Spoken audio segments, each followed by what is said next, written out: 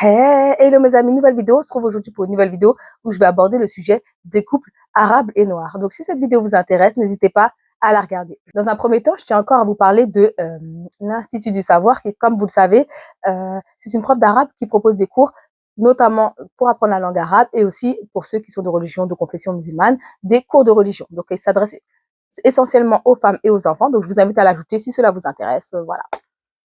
Avant de commencer la vidéo, je rappelle encore une fois que majoritairement, d'après les statistiques, sur ma chaîne, vous êtes des gens entre 25 et 35 ans, ce qui représente à peu près ma tranche d'âge. Donc, j'estime que vous êtes des adultes. M'insulter, être dénigrant ou des choses comme ça ne sert à rien. Il y a des personnes qui disent que je suis condescendante. Je sais pas comment, à travers un message, c'est pas parce qu'on met pas des lol, MDR ou des hi hi hi hi qu'on est condescendant. Enfin.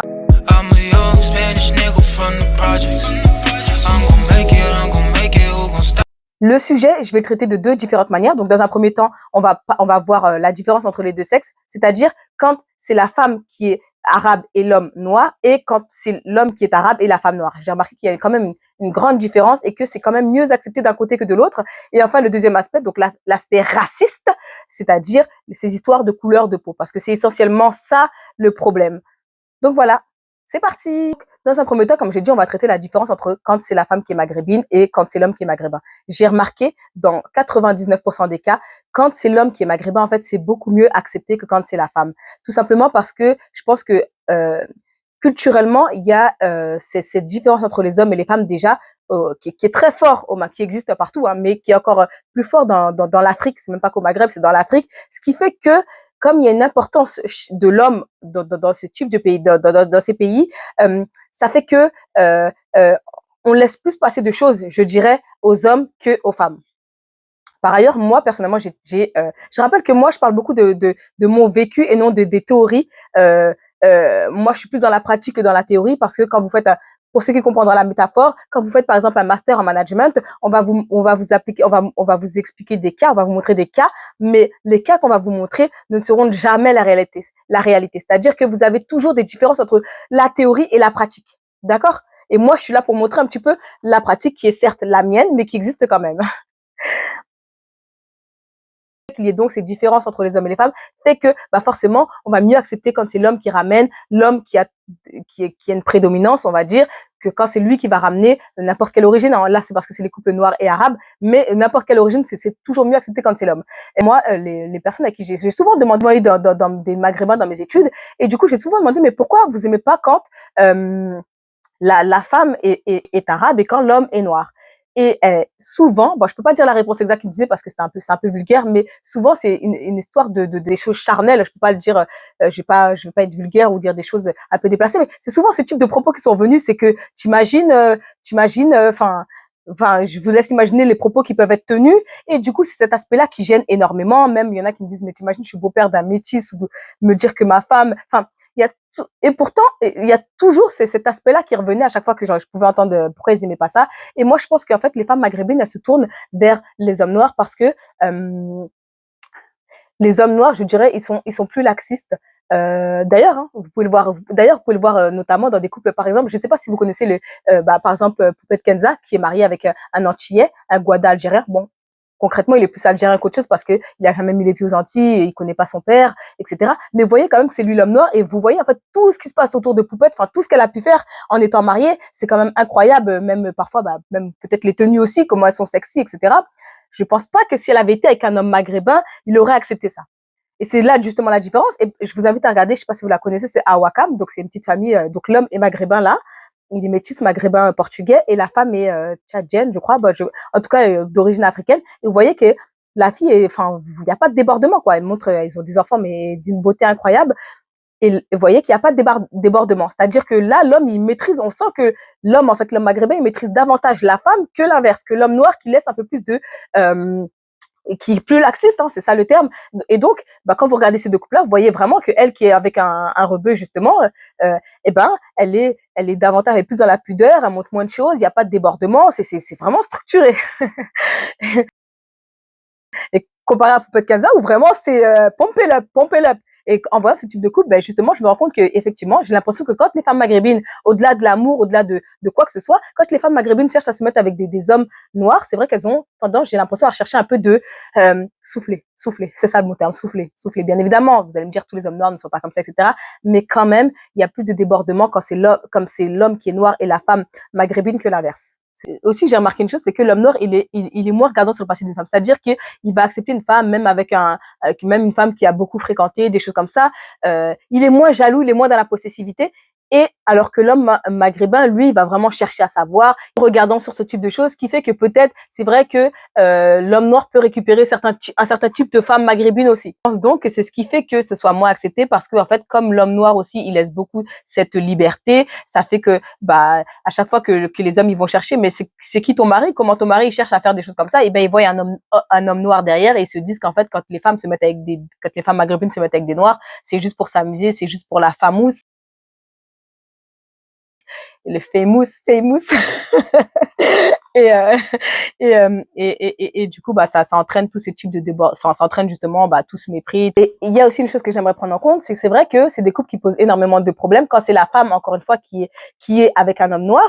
Et je me demande comment, moi personnellement, je suis quelqu'un de très ouvert, il n'y a pas de souci par rapport à ça, mais je me demande comment il y a des femmes qui ont, par exemple, les familles, elles ont du mal à accepter, surtout quand c'est la femme, je le répète, quand c'est la femme qui est maghrébine, elles ont du mal à accepter les hommes noirs. Moi, j'ai toujours du mal à comprendre comment tu peux te mettre dans des couples comme ça en sachant que ta famille derrière, ça va pas. Ben, on voit le cas de Brandon. Après, Brandon, c'est un Ivoirien indien qui s'est mis avec une femme algérienne et le frère a tué ce garçon. Après, je ne sais pas, bon, apparemment, la fille était enceinte, donc c'était encore un autre problème. Mais c'est pour dire que j'ai toujours du mal à comprendre comment des filles qui savent pertinemment que leur famille ne vont pas accepter, n'aiment pas ce type d'origine, comment il faut pour tomber amoureuse. Parce que vous pouvez pas me dire que vous arrivez dans la rue, vous rencontrez quelqu'un et bim, c'est le coup de cœur, ça n'existe pas. C'est quoi 0,01% des personnes à qui ça arrive. Mais essentiellement, tu commences à sentir, tu sais déjà d'avance que tes parents, ils vont te dire, moi, les noirs et consorts, j'en veux pas et compagnie. Mais tu sais que c'est rédhibitoire. C'est-à-dire qu'il y a des parents, ils vont dire qu'ils en veulent pas, mais tu sais que tu peux tenter. Il y a des parents, tu sais qu'ils vont te dire ça, c'est pas la peine. Quand tu sais ça, comment après tu te dis je vais quand même fréquenter une personne, comment après tu te dis je vais quand même fréquenter quelqu'un comme ça. Moi c'est des choses qui, j'avoue, ça dépasse, parce que je me dis quand même tu sais déjà, tu as les signes, c'est-à-dire que même si la personne à la base c'est pas ton style, admettons tu parles avec quelqu'un, tu parles avec un noir, tu sais que c'est pas ton style à la base, peut-être que déjà lui physiquement il y a quelque chose. Il commence à t'envoyer des messages et machin. Quand il commence à t'envoyer des messages, tu commences à sourire, à rigoler, à te dire il est vraiment drôle. Quand il t'envoie pas de message, tu commences à te manquer, etc. Et moi, à partir de tous ces constats-là, comment après t'es là, tu te dis quoi Non, pourquoi vous continuez après ça? Quand tu commences à sentir, tu sens quand ton cœur il commence à s'emballer. Tu sens quand ton cœur il commence à s'emballer. Donc pourquoi tu continues? Moi, c'est la question que je me pose par la dominance de l'homme arabe, de l'homme en général dans les pays d'Afrique.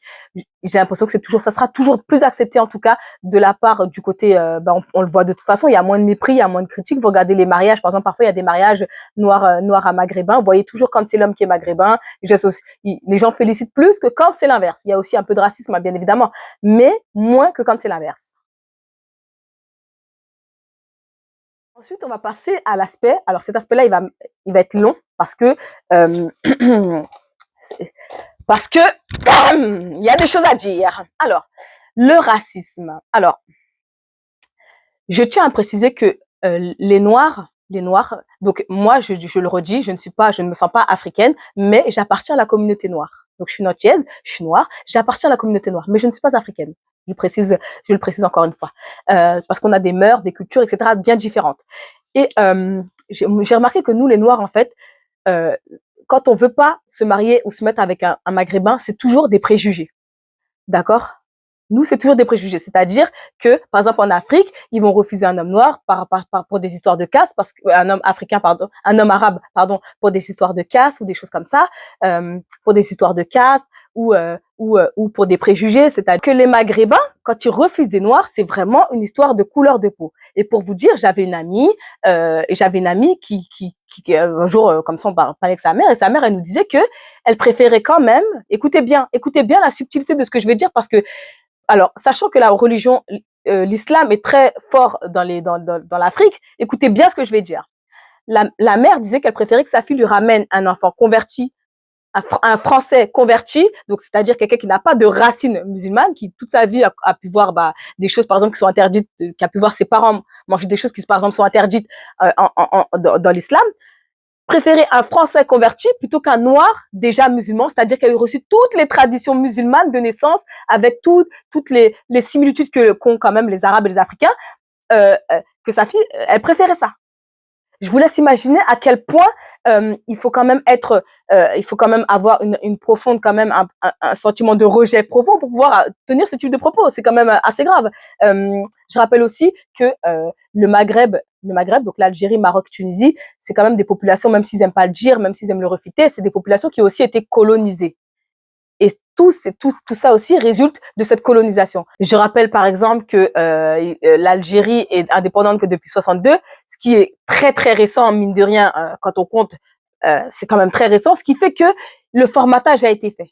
Et je rappelle que dans tous les pays colonisés, c'est pareil, qu'on vienne pas m'insulter, ouais, qu'est-ce que tu racontes, etc. Dans tous les pays qui ont subi la colonisation, il y a ces problèmes de hiérarchie de couleur. Donc le colorisme, qu'on appelle le colorisme, et qui est très mis en avant dans les populations noires, mais que je rappelle existe aussi en Inde, en Asie, au Maghreb, en Afrique et dans toutes les populations qui ont subi la colonisation.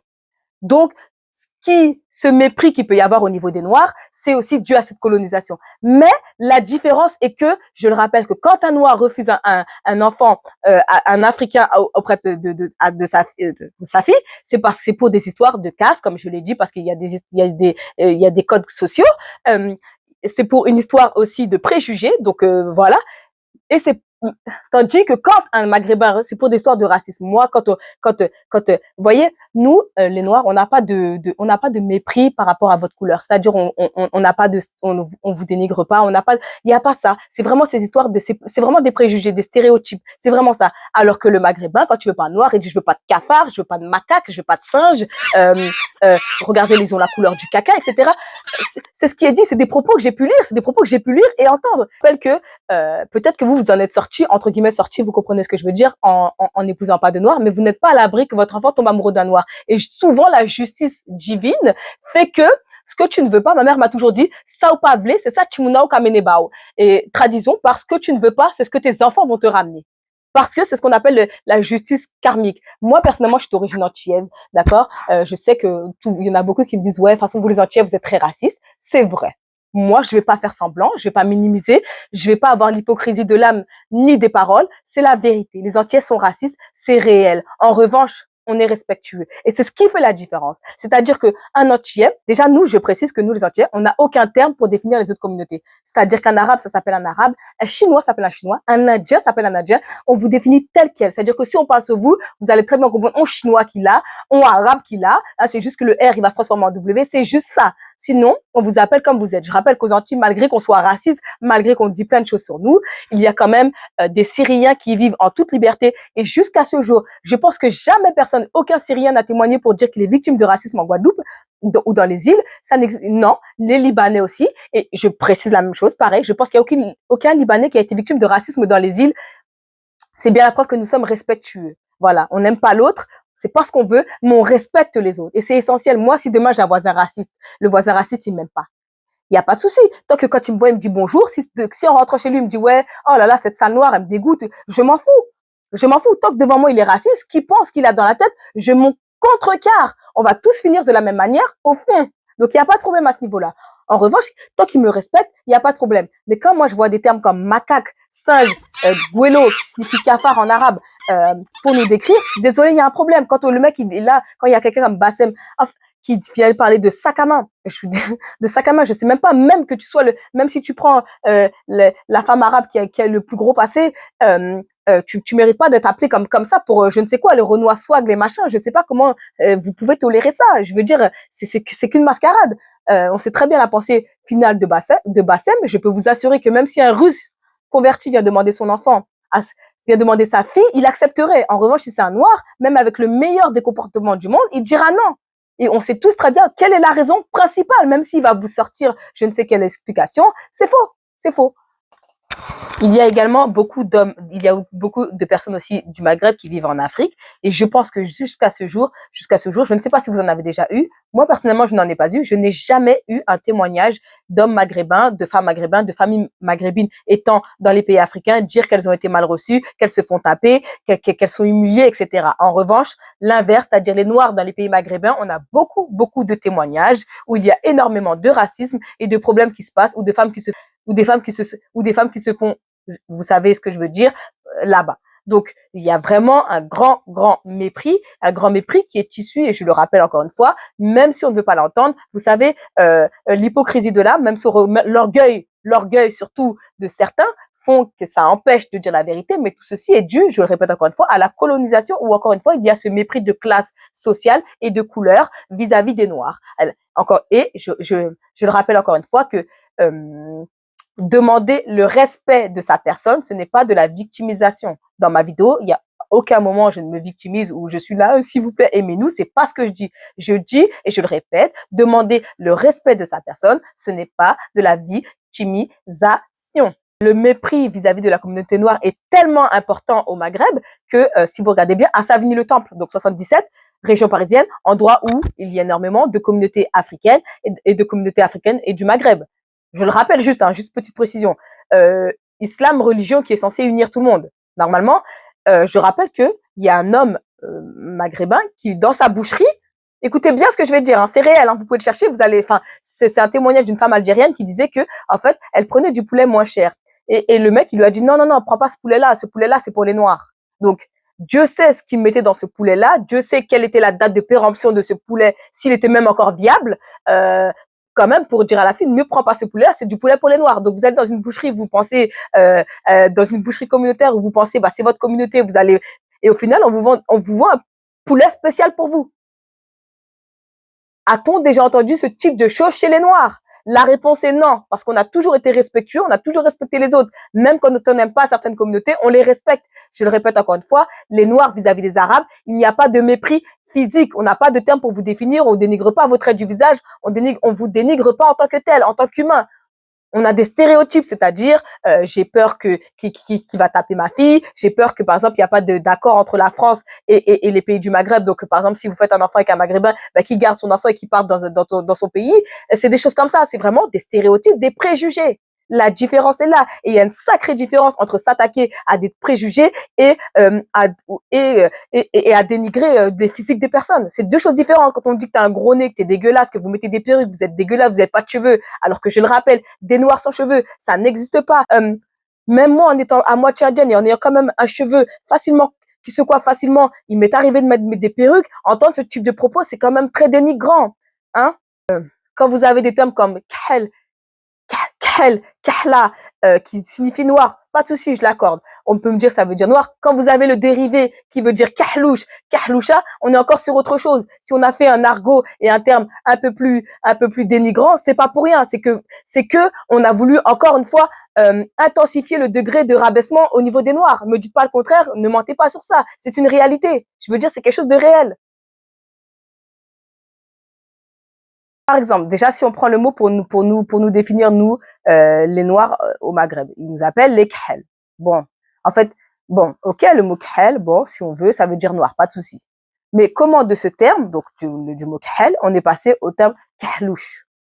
Moi, je pense que ce mot-là, il a été fait parce que au Maghreb, il y a des Noirs, il y a des Arabes, il y a des Maghrébins qui sont noirs, à peu près de ma couleur, qui sont mat. Eux, ils appellent mat, mais pour moi, c'est noir. Et je pense que pour les définir, eux, en fait, on les appelle les Khel, oui, mais pour définir les Noirs subsahariens, on a choisi le mot Khlouch pour dire vous n'êtes pas pareil, pour dissocier les deux. Je suis désolée. Quand vous appelez une rebeu, quand vous dites le mot beurre à la base, que la France black blanc beurre là, quand on a commencé à sortir ce mot beurre, ça a été remixé au mot rebeu, donc le mot le verlan de beurre, et ensuite on est passé pour désigner beurette. Et vous appelez n'importe quelle femme beurette, je peux vous assurer qu'elle va vous insulter, parce qu'elles savent très bien que c'est un mot péjoratif. Et c'est la même chose pour le terme kahlouche. C'est la même chose, c'est la même. Kiff kiff. On prendrait, dit, par exemple, parfois on me dit aussi, oui, mais tu dis ça, mais vous aussi, il y a des noirs qui nous appellent Soulacré ou Mandélé ou je sais pas, c'est comme ça. Bon, personnellement, que je le répète, moi, je suis antillaise, on n'a pas ces termes-là pour vous décrire. Nous, on vous appelle parce que vous êtes c'est-à-dire des Arabes, des Maghrébins, peu importe. Mandélé ou Soulacré, ça veut dire arabe, c'est tout. Ça veut pas dire ça, ça veut rien dire. Il y a pas de dénigrement. C'est un terme dans la langue spécifique qui signifie arabe. Il y a pas de, il y a pas un, il y a pas un, il y a pas un argot de ce mot-là. Il n'y a pas un argot, c'est pas kahlouche, c'est pas pareil. Ne faites pas comme si vous comprenez pas. Juste cherchez pas des justifications qui ne sont pas viables, qui ne sont pas valables. Les justifications ne sont pas valables. Il y a quand même une sacrée différence. On a aussi l'exemple de Crazy Sally. Crazy Sally, c'est une métisse. Crazy Sally, c'est exactement ce que j'aime. C'est une métisse qui est arabe par sa mère et marocaine et je crois camerounaise. D'accord? Donc, comme vous pouvez le voir, c'est une métisse quand même très foncée. Elle a plutôt une prédominance noire, malgré qu'elle soit du 50-50, elle a vraiment une prédominance noire. Laisse regarder quelques commentaires qu'elle a eu quand elle a commencé à dénoncer un petit peu ce qui se passait au Maghreb par rapport aux Noirs. C'est bien la preuve que jamais les Maghrébins ne vont considérer quelqu'un qui est métissé noir, surtout quand la prédominance physique est noire, et là encore plus parce que c'est vrai que la prédominance physique est noire, mais moi en fait pour définir une métisse, je fais comment? Pour définir quelqu'un qui est métisse, à chaque fois que je rencontre une métisse dans ma vie, je lui demande qui est quoi. Et c'est pas qui est quoi dans le sens où je veux m'intéresser forcément aux origines de la personne, c'est pour savoir la mentalité de la personne. Parce que je le rappelle que même si on dit que génétiquement c'est la transmission du père, culturellement, c'est la transmission de la mère. Parce qu'on le veuille ou non, qu'on soit dans des débats des féministes ou pas, c'est la mère qui éduque l'enfant. Et par conséquent, moi, Crazy Sally, quand elle dit qu'elle est camerounaise, et pour moi, quand elle dit qu'elle est camerounaise et marocaine, pour moi, comme sa mère est marocaine, c'est une marocaine. Pour moi, c'est une arabe. Et d'ailleurs, elle le disait à ses débuts, pour ceux qui la suivaient, elle le disait qu'elle se sentait pas noire, elle se sentait maghrébine parce que elle a dû avoir une très forte culture, surtout qu'ils sont très attachés à leurs valeurs et à leur culture, une prédominance arabe. Mais son physique montre autre chose. Parce que physiquement, elle a une prédominance noire.